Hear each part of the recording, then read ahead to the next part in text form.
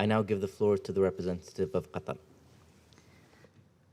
Thank you, Mr. President. We would like to thank the United Arab Emirates for convening this open debate on a subject of great importance.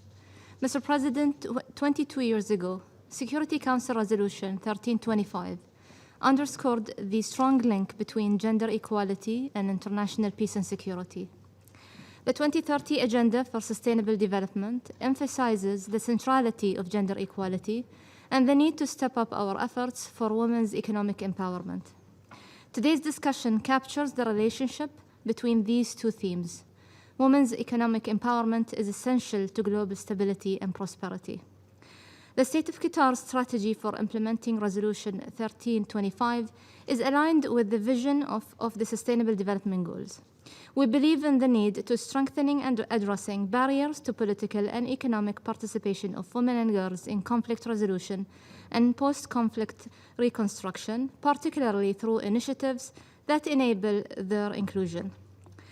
Thanks to the leadership of His Highness Sheikh Tamim bin Hamad Al Thani, the Emir of the State of Qatar, Qatar safeguards women's participation in peace and security matters domestically and abroad. The State of Qatar continues working to unlocking opportunities to increase women's economic empowerment and participation in the labor force. When more women work, our economy grows. On the 20th and 21st of January of this year, the State of Qatar co-hosted with Finland, Colombia, and the United Nations the high-level global conference on youth-inclusive peace processes. Participants noted that there is a need to invest in the efforts of young women peace builders and to ensure they have meaningful opportunities to contribute to the economic and post-conflict recovery provisions of peace agreements. Mr. President, partnerships and funding are critical. The State of Qatar provides funding to several UN agencies and departments, crucial to the implementation of the Women, Peace and Security Agenda. In addition, Qatar Fund for Development has prioritized the economic empowerment of women and girls in conflict and recovery settings.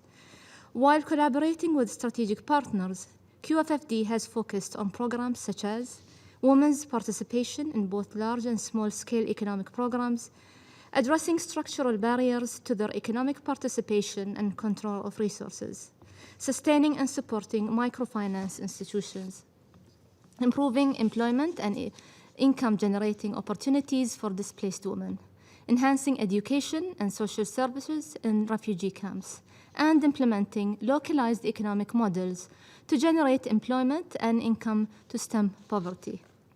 For instance, in April 2021, Qatar Fund for Development and the Digital Citizen Fund signed a grant agreement to finance a vocational training project for girls and women in Afghanistan, focusing on business and digital expertise.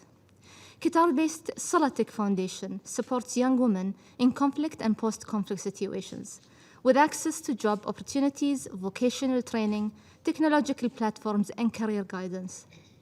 Mr. President, to conclude, let me assure you that the State of Qatar is committed to playing its part to fully implement the Women, Peace and Security Agenda, working with international organizations, academia, civil society, the private sector. We are aiming at creating the change that will sustain peace and gender equality. We thank you, Mr. President.